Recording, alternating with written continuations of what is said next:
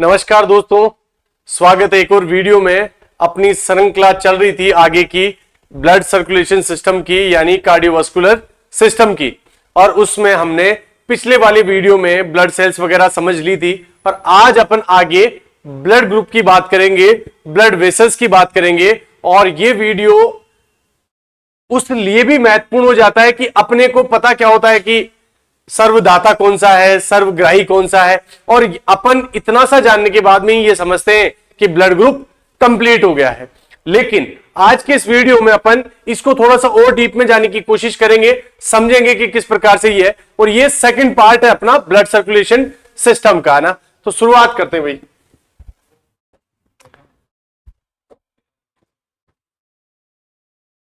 देखो, अपन blood circulation system जब भी पढ़ते हैं तो सबसे पहले अपन ने ब्लड क्या है, ब्लड के बारे में सारी चीजें पढ़ी, ब्लड की सेल्स पढ़ी कि वो किस प्रकार से डब्ल्यूबीसी, आरबीसी, प्लेटलेट्स काम करती है, कितने प्रकार की डब्ल्यूबीसी होती है, ये सारी प्रकार की हो गई। अब ब्लड में ही जब अपन आगे चलते हैं तो ब्लड ग्रुप आता है। अब ये ब्लड ग्रुप है क्या, अपन ब्लड ग्रुप देखते क्यों है, ये ब्लड ग्रुप आता कहां से, ये सारी चीजें अपने को आज इस वीडियो में समझनी है। सबसे पहले जो आपका रक्त समूह है, यानी जो ब्लड ग्रुप है, एक वर्गीकरण प्रणाली है जिसमें सभी व्यक्तियों के जो ब्लड है उनको अलग अलग प्रकार के उसमें बांटा गया है। अगर पूरी दुनिया में ही सोचो एक ही प्रकार का ब्लड होता तो किसी प्रकार की कोई दिक्कत ही नहीं होती, ये बांटने की आवश्यकता ही नहीं होती। लेकिन जब वैज्ञानिकों ने 1, 2, 3, 4 मृत्यु होने के बाद में पता चला कि नहीं, सभी व्यक्तियों में एक जैसा ब्लड नहीं होता है, सब में अलग अलग प्रकार के जो ब्लड के गुण पाए जाते, तो रिसर्च शुरू हुई तो पता चला कि सभी प्रकार के मानवों में अलग अलग प्रकार का ब्लड पाया जाता है। और वही प्रकार बाद में जाके एक वर्गीकरण का रूप लेता है, उसको भी समझेंगे। यह निर्धारण करती है कि किसी भी व्यक्ति का रक्त दूसरे व्यक्ति के साथ संगत है या नहीं है। यानी जो ब्लड ग्रुप है वो एक वर्गीकरण है जो बताता है कि एक व्यक्ति का ब्लड दूसरे व्यक्ति के ब्लड के साथ मैच करता है या मैच नहीं करता, ये ब्लड ग्रुप का काम। उसके बाद में क्या है, रक्त समूह किसी भी व्यक्ति के माता पिता से विरासत में मिले जीन द्वारा निर्धारित होता है। अगर मैं चाहूं कि मेरा ब्लड ग्रुप मेरी मर्जी से होता है, नहीं, आपकी लगभग सभी 80% जो चीजें हैं वो आपसे जो माता पिता है उनके अपन विरासत में मिली हुई रहती है। आप लोगों ने भी देखा होगा कि जितने भी आनुवंशिक सिद्धांत है उनमें अपन ने पढ़ा था कि हमारे पूर्वजों से ही हमारे को सारे ट्रेड्स प्राप्त होते हैं, या हमारे सारे गुण हैं वो किससे प्राप्त होते हैं भाई, माता पिता या पूर्वजों से प्राप्त होते हैं। तो आपका जो रक्त समूह है ये भी किससे प्राप्त होता है, आपके माता पिता से, ये भी है। और एक और चीज बहुत इंपॉर्टेंट है, वो स्टैटिक जीके में क्या पूछ सकता है भाई, कि रक्त जो वर्गीकरण है या जो रक्त प्रणाली है उसकी खोज किसने की भाई, कार्ल लैंड स्किनर ने इसकी खोज की है, अपने को पता होना चाहिए। ये बात है सिर्फ आपके ब्लड ग्रुप की, ये आपके ब्लड ग्रुप यानी रक्त समूह की है कि रक्त समूह क्या होता है, किसने दिया है और क्या प्रकार का है, इसका कार्य क्या है। अब थोड़ा सा और आगे समझने के बाद में हमको यह पता चलता है कि हम किस प्रकार से किसी के भी रक्त समूह की पहचान कैसे करें। अरे भाई, कोई तो तरीका होता होगा जिससे रक्त समूह की पहचान होती होगी। तो दो तरीके, हम दोनों ही तरीके पढ़ेंगे कि जो भी ब्लड है, blood bank specialist identify a person's blood group by analysing the antigen और his or her red blood cells and presence of RH factor. तो आप लोगों ने दो चीज नोटिस की होगी, दो चीज ऐसी देखी होगी कि ये एक तो आपका RH फैक्टर है और एक है आपका एंटीजन। ये दो चीजें, पहली तो एंटीजन और दूसरी RH फैक्टर, ये मिलकर आपका निर्धारण करती है कि आप में कौन सा रक्त समूह है। और ये निर्धारण भी कहां से होता है भाई, आपके जो ब्लड में एक सेल होती है जिसको बोलते हैं RBC, उस RBC में चेक किया जाता है कि आपका रक्त समूह कौन सा है। तो सबसे पहले यहां से महत्वपूर्ण क्वेश्चन क्या है कि रक्त समूह की खोज किसने की, कार्ल लैंड स्किनर ने। दूसरा क्या है भाई, रक्त समूह की जो जानकारी है, या फिर अपन ये कह सकते हैं या जो ब्लड ग्रुप को कैसे पहचाने, दो तरीके से। पहला तरीका एंटीजन, दूसरा तरीका आरएच फैक्टर। और किसमें से देखा जाएगा? ये आपके रेड ब्लड सेल्स यानी आरबीसी में से देखा जाएगा। और यही चीज आपके हिंदी में लिखी हुई है, हिंदी इंग्लिश वाले दोनों ही देख लें। उसके बाद में एक और थोड़ा सा डीप लेके जाऊंगा, वो देखना आप, द कॉम्बिनेशन ऑफ एलीज। ये आप एलिल्स है, इनको ध्यान से देखना। ये वर्ड आज लिख लेना, नोट कर लेना, आने वाले किसी ना किसी एग्जाम में ऐसा का ऐसा छपा हुआ मिलेगा कि एलिल शब्द किससे संबंधित है। अनुवांशिकता पहली चीज, अनुवांशिकता, फिर आगे दे देगा हार्ट से, या फिर आगे चार ऑप्शन। तो ये भी आपको देखना है कि ये अनुवांशिक शब्द है एलिल्स। ये क्या करता है? ये इनहेरेंट रहता है आपके पेरेंट्स में, जो डिटरमाइन करता है कि आप में कैसे आपके ग्लाइकोप्रोटीन्स होंगे या आपके एंटीजेंस कैसे होंगे, ये सारी चीज डिसाइड करता है। थोड़ा सा और आसान भाषा में कहता हूं कि जो माता पिता से जो आपके एलिल्स प्राप्त होते हैं, या जो एलिल्स का जो संयोजन होता है कि एलिल्स किस जोड़ी में पाए जाते, वही आगे जाके आपकी रक्त कोशिका के ग्लाइकोप्रोटीन, जिसको एंटीजन भी कहते हैं, वो निर्धारण करता है। यानी अब आप लोगों के समझ में आ गया होगा कि ये जो एलिल्स है, यही जाके हमारा एंटीजन निर्धारित करता है कि हमारा एंटीजन कौन सा है। अब आप लोग सोचोगे सर ये एंटीजन क्या है?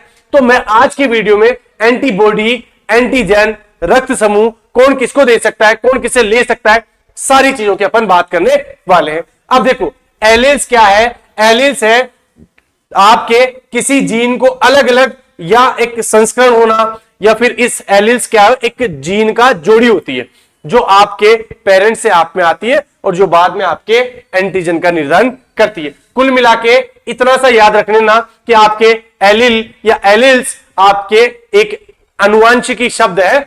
ये कभी भी किसी एग्जाम में आपसे पूछा जा सकता है।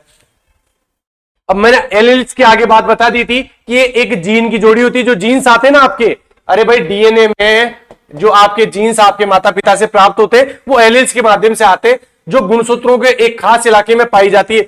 मतलब जो गुणसूत्र है, जो आपके क्रोमोसोम्स है, उनके एक खास हिस्से में एलिल्स पाए जाते हैं। और एलिल्स जो शब्द है वो अनुवांशिकी शब्द से जुड़ा हुआ है। एक चीज आपको यह ध्यान रखनी है।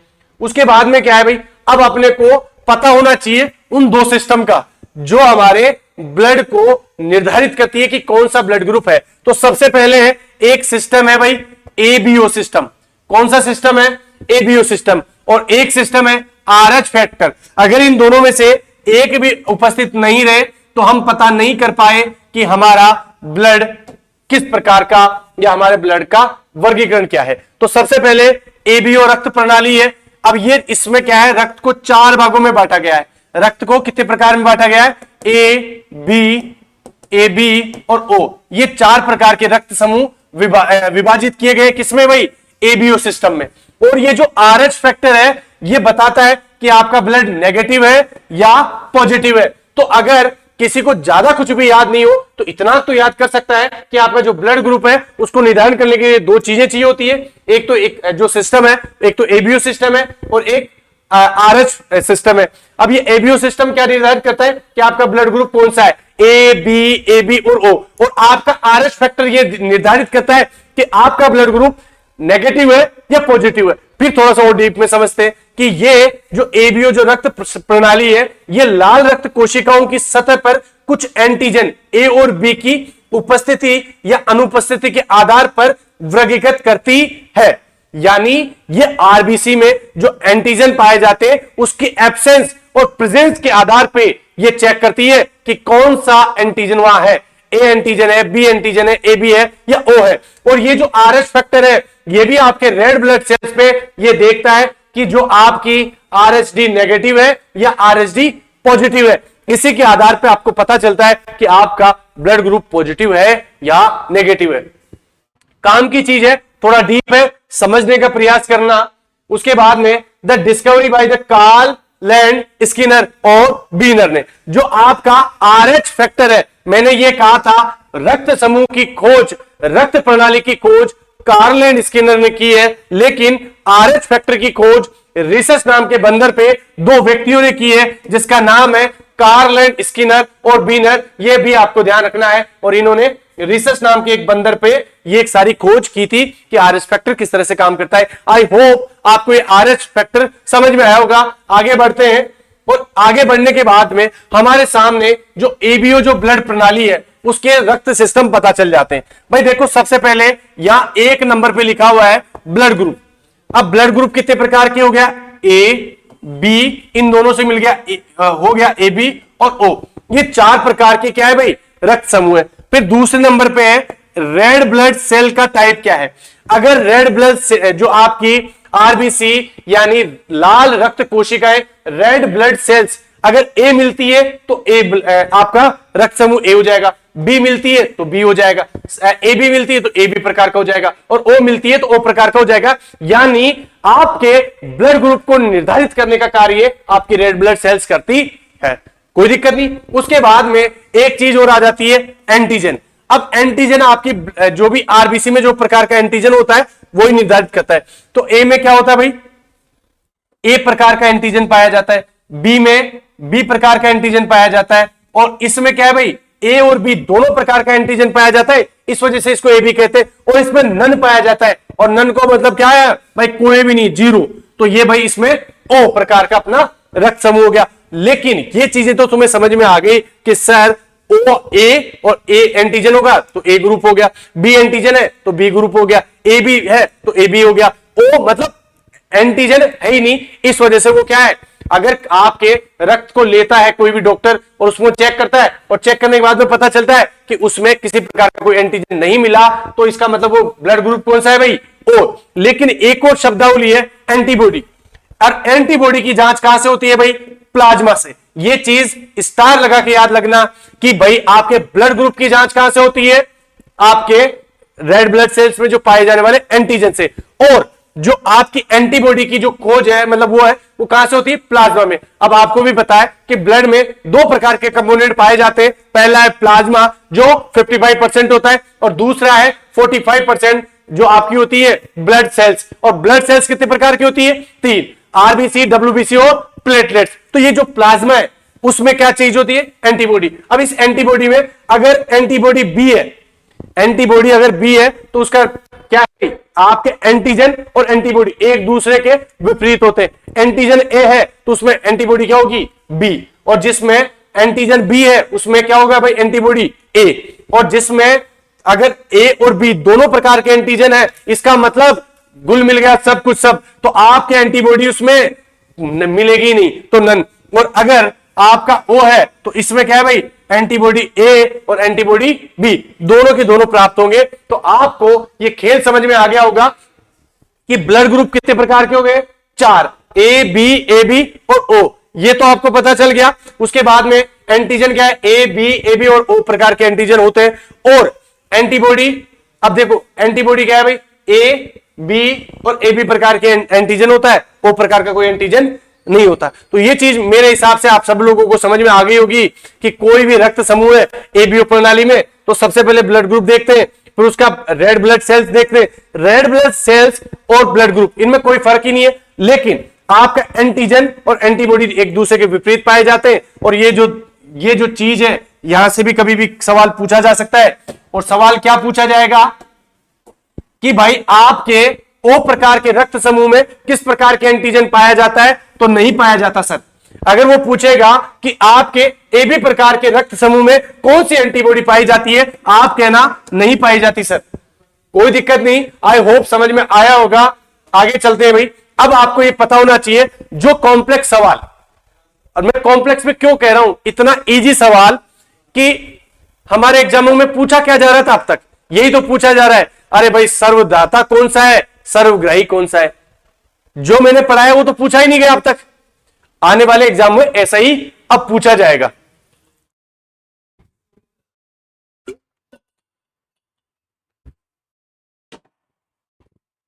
अभी मैं एक पेपर देख रहा था, आज पेपर हुआ है हरियाणा, आपके साइड टेट का पेपर हुआ था जिसको अपन एच टेट बोलते हैं। और राजस्थानी हार्ड पेपर नहीं बना रहा। आज पूरे मतलब भारत में किसी भी जगह फिजिकल एजुकेशन का आप पेपर उठा लोगे तो एक ही चीज दिख रही है पेपर में, डेप्थ। क्वेश्चन आ रहा है तो ऐसे आ रहा है कि आदमी सोचे कि यार क्या करना है। अगर जो आदमी ये सोच रहा है कि चलो ठीक है, ऊपर ऊपर से पढ़ने के बाद में काम चल जाएगा मेरा, या कोई बात नहीं, फिजिकल एजुकेशन कोई भी पढ़ा लेता है, मैं यही तो देखता हूं, मैं यूट्यूब के माध्यम से, बाकी चीजों के माध्यम से देख रहा हूं कि फिजिकल एजुकेशन को लोग ऐसा समझते हैं कि इसको कोई भी पढ़ा सकता है, मतलब इसके लिए कुछ भी नहीं है, पेन उठाओ पढ़ा दो कुछ भी। ये फिजिकल एजुकेशन नहीं है, इतना डीप सब्जेक्ट है जो 8-8, 10-10 सब्जेक्टों को अपने आप में समाया हुआ है, तो इसको हल्के में मत लेना, डीप समझना। आगे चलते हैं, ब्लड ग्रुप की बात करते हैं। सबसे पहले ओ को ले लेते हैं। अब सबको अपन ने दो दो प्रकार में बांटा हुआ है, जिसमें RH माइनस है तो वो नेगेटिव हो गया, और RH प्लस है वो पॉजिटिव हो गया। तो सबसे पहले एक चीज देखना भाई, सबसे पहले O नेगेटिव, O नेगेटिव देखो, सबसे पहले किसको दे सकता है, दे सकता है और ले सकता है। अब यहीं से पूरा सारा गेम समझ में आएगा। जो आपका O नेगेटिव है ये सबको दे सकता है, लेकिन ले किससे सकता है, सिर्फ और सिर्फ अपनी O नेगेटिव फैमिली से। तो ये सबसे महत्वपूर्ण चीज है। उसके बाद में O प्लस है, O प्लस किसको दे सकता है भाई, AB, A plus, B plus, O plus, यानी ये सभी पॉजिटिव को दे रहा है। किसको दे रहा है भाई, पॉजिटिव को दे रहा है। और ले किससे सकता है, जो सबको दे सकता है, यानी O नेगेटिव से ले सकता है, और अपनी फैमिली के एक और व्यक्ति यानी O प्लस से ले सकता है। यानी तुमको इस दो लाइनों में एक चीज समझ में आ गई होगी कि एक जो प्लस का है वो तो अपनी फैमिली से तो लेगा ही लेगा, यानी A प्लस है तो A प्लस से ले सकता है। और दूसरा एक चीज है जो सर्वदाता है, सभी को दे सकता है, यानी O नेगेटिव, यानी वो ये दो चीज तो आपके सामने आएगी। आगे चलते हैं। अब इसी प्रकार से A नेगेटिव, A नेगेटिव किसको दे सकता है, तो नेगेटिव फैमिली के जितने भी जो लोग हैं, AB negative, AB positive, A positive और A नेगेटिव। और ले किस किस से सकता है, वही वाली बात है, अपनी फैमिली से। दे ज्यादा को सकता है, ले सिर्फ कम से। आपने देखा होगा देने वाले ज्यादा ग्रुप को दे रहे, लेकिन यहां पे सब जगह एक चीज आ रही है, O माइनस O माइनस, पहली चीज। तो उसके बाद में अपनी फैमिली आ रही है, जैसे O प्लस, यहां पे A माइनस, इसी प्रकार से। अब देखो A जो पॉजिटिव है वो किस किस से मतलब किस किस को दे सकता है, तो A है तो A भी पॉजिटिव को दे सकता है और आपके A प्लस को दे सकता है। ले किसको सकता है, आपके दोनों से ले सकता है, यानी O नेगेटिव से भी ले सकता है, O पॉजिटिव से भी ले सकता है, A माइनस से भी ले सकता है और प्लस से भी ले सकता है। उसके बाद में A B माइनस है, मतलब B माइनस है तो ये किसको दे सकता है, B positive, B negative, AB positive और AB नेगेटिव। ले किससे सकता है, सिर्फ अपनी फैमिली से। यानी आप लोग देख रहे होंगे, मैं आपको एक बहुत खास चीज इसमें दिखा दूं, जो भी नेगेटिव है, जैसे ये पहला नेगेटिव है अपनी फैमिली से ले रहा है, फिर यहां से A नेगेटिव है, O और अपनी फैमिली से ले रहा है, AB ये भी अपनी फैमिली से ले रहा है, और ये यहां पे AB, तो ये AB किस किस से ले रहा है भाई, सबसे पहले तो O से ले रहा है, A से ले रहा है, B से ले रहा है, AB से ले रहा है। यानी ये क्या है भाई, AB सबसे, और लास्ट है AB प्लस। AB प्लस सभी से ले सकता है। सभी को देने वाला कौन सा है भाई, माइनस वाला, और लेने वाला क्या है, प्लस वाला। AB पॉजिटिव सबसे ले सकता है और AB नेगेटिव सबको दे सकता है। तो आप लोगों ने इसके माध्यम से देख लिया होगा कि कौन कौन सा किस किस को दे सकता है और किस किस को ले सकता है। लेकिन क्वेश्चन कितने पूछे जाते हैं, सिर्फ दो। सर्वदाता कौन सा है, तो हम क्या कहते हैं, O। अरे भाई O याद नहीं रखना, O माइनस यानी O नेगेटिव सबसे ले सकता है, AB पॉजिटिव। बस ये चीज हमारे काम क्यों नहीं चाहिए। दूसरी काम की क्या है भाई, जो नेगेटिव फैमिली का जो ब्लड ग्रुप है वो O माइनस से तथा अपने जैसे नेगेटिव जैसे AB है तो AB नेगेटिव से, बाकी प्लस वाले प्लस प्लस फैमिली से भी ले सकते हैं। ये चीज भी आपको ध्यान रखनी है। उसके बाद में आपको मैं एक चीज बताऊं कि अगर कभी भी सवाल आ जाए एग्जाम में, कितने प्रकार के ब्लड ग्रुप होते हैं, AB और O, ये, और तुम्हें पता है कि किस कैसे डिसाइड होता है कि RH फैक्टर जो नेगेटिव है या पॉजिटिव है, ये आपको देखना है। और अगर कोई व्यक्ति है, अगर ब्लड समूह देख कर नहीं लेता तो उसकी जो कंडीशन है वो सीरियस भी हो सकती है, आपको बहुत घातक परिणाम भी देखने को मिल सकते हैं अगर आपने ऐसे ही ब्लड ट्रांसफर कर लिया तो। और एक और चीज आती है, एग्जाम में पूछी जाती है, हालांकि अपने राजस्थान में कम पूछा जाता है, कि कोई भी हेल्दी अडल्ट है, यानी जो कोई भी एक हेल्दी जो वयस्क है वो डोनेट कर सकता है ब्लड प्रत्येक 3 महीने में, और जो महिला है वो प्रत्येक 4 महीनों में ब्लड डोनेट कर सकती है। सर ये भेदभाव क्यों?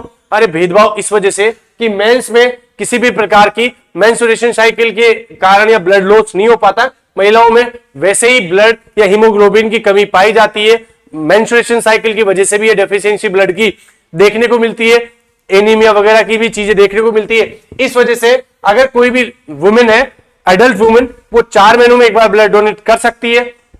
उसके बाद में 1 unit of blood can be save 3 lives. अगर आपके पास आपने 1 यूनिट ब्लड किसी को दिया है तो ये कम से कम 3 व्यक्तियों की जान बचा सकता है। इसी वजह से कहते हैं कि जो सबसे बड़ा जो दान है वो है आपका रक्तदान, यानी ब्लड डोनेशन। सबसे बड़ा डोनेशन क्या है? Blood donation. और ब्लड डोनेशन बहुत अच्छा तभी हो सकता है जब ये वॉलेंट्री हो, या जब अगर कोई भी रक्तदान वॉलेंट्री यानी स्वैच्छिक होता है तभी वो सबसे सुरक्षित माना जाता है। अगर कोई मेरे हाथ पकड़ के कहते ब्लड दे, मेरे दिमाग में ब्लड का है ही नहीं कि यार मैं दे ही नहीं सकता, तो ये ब्लड डोनेशन क्या है? एक स्वैच्छिक प्रोग्राम है, स्वैच्छिक क्रिया है, तो स्वेच्छा से ही देना चाहिए। उसके बाद में एक सामान्य इकाई पूर्ण रक्त, यानी 1 यूनिट जो ब्लड है, जो ब्लड लेते हैं उसमें लगभग 450 ml रक्त होता है। और यह संख्या पूछी जा सकती है कि जो ब्लड, और ये जो संख्या है ना, ये देश वाइज देश भी डिफरेंस होता है। जैसे भारत में क्या है, अमेरिका में क्या है, ये भी अलग अलग हो सकता है। यानी 450 जो ml है उसमें 1 यूनिट होती है। और आपने देखा होगा जो लीटर है, लीटर में भी हम लोग देखते हैं कि लीटर में भी पूरा आपके 1000 ग्राम नहीं आते, वहां ml में आता है। तो ये चीजें भी आपको पता होनी चाहिए। उसके बाद में क्या है, रक्तदान। जो आपका रक्तदान करने के लिए एक व्यक्ति का जो वजन है कम से कम, न्यूनतम से न्यूनतम 110 पाउंड या कम से कम 50 किलोग्राम होना चाहिए। यह बेसिक जानकारी है। मुझे पता है कि आप लोगों को यह भी पता होगा कि यहां 50 ग्राम, लेकिन सबको पता नहीं होता। और दूसरी चीज, कब इन मजाक मजाक वाली चीजों में से प्रश्न पूछे जाते और हम गलत करके आ जाते हैं। मेरा सिंपल सा जो उद्देश्य है, एक सामान्य सा जो उद्देश्य है, वो यही रहता है कि नॉलेज दो तो पूरी दो। आधी अधूरी नॉलेज घातक है। या तो हमारे पास नॉलेज ना हो, या फिर हो तो पूर्णतः नॉलेज हो। उसके बाद में भी ये तो बहुत एक नेट के लेवल की जो चीज है कि आपकी कंपैरेटिव चार्ट है जो स्टोरेज और एक्सपायरी डेट बताता है ब्लड के कंपोनेंट्स की। अरे भाई, जब भी रक्तदान लेते हैं तो हम सबसे पहले जो आपकी जो रेड ब्लड सेल्स है उसको अलग करते हैं, आपका जो प्लाज्मा है उसको अलग करते हैं, प्लेटलेट्स को अलग करते हैं, और जो आपकी कायरो पुअर प्लाज्मा है उसको अलग करते हैं। अब इनको स्टोरेज कहां करते हैं? ब्लड बैंक में जो रेफ्रिजरेटर है उसमें करते हैं, और आपका जो प्लाज्मा है उसको फ्रीजर में करते हैं, और जो आपका प्लेटलेट्स है उसको प्लेटलेट्स एजिटेटर में करते हैं, और आपके जो कायरो पुअर जो प्लाज्मा है उसको आपके फ्रीजर में रखते हैं, इनकी रखने की जगह। उसके बाद में इसका जो टेम्परेचर है वो 2 से 6 डिग्री सेल्सियस तक हो सकता है, और ये -30 तक रखा जाता है आपका प्लाज्मा, और ये आपका ये जो टेम्परेचर है -30 तक प्लाज्मा रखा जाता है। एक्सपायरी डेट क्या है भाई आपकी आरबीसी की? 35 दिनों से लेकर आपके 42 दिन तक, और ये बैग का नाम है ना, सीपीडीए जो एक बैग होता है उसमें। उसके बाद में आपका जो प्लाज्मा है वो 12 महीने तक रह सकता है। जो प्लेटलेट्स है, और प्लेटलेट्स भी कौन सी?